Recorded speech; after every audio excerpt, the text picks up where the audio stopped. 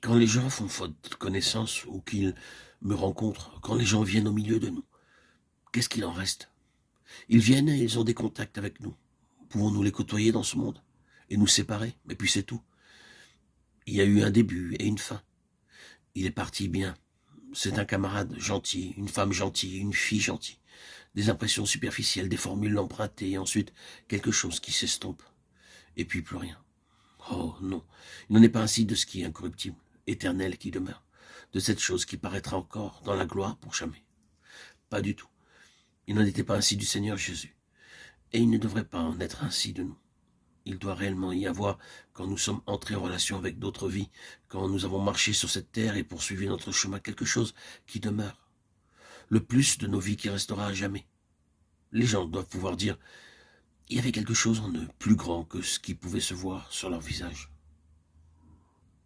Est-ce que vous pensez que c'est trop simple? Mais, oh, combien cela s'applique à tous les domaines. Nous devons être saisis par l'importance de cette chose. Quand nous quittons une personne ou quand nous l'avons contactée, quelle a été l'impression?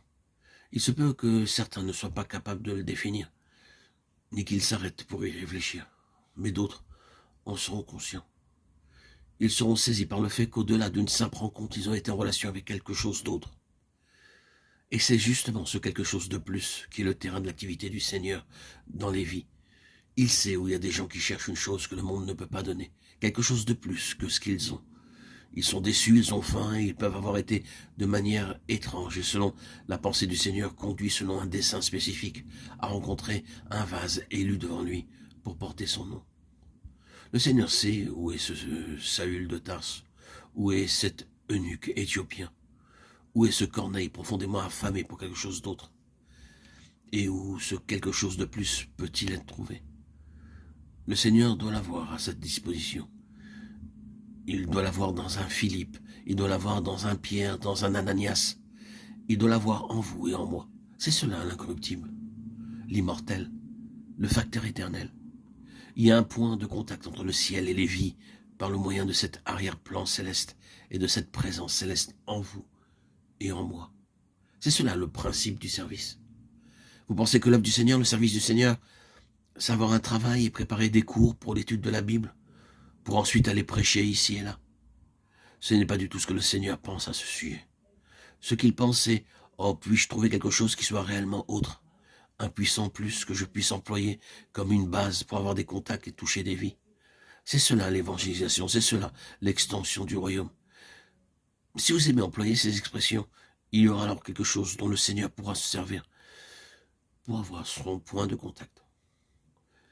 Vous pouvez le constater bien souvent, ce n'est pas du tout ce que nous faisons. Nous essayons de persuader, nous essayons de discuter, nous exhortons, nous essayons de résoudre les problèmes des autres, et nous manquons sans cesse d'atteindre le but.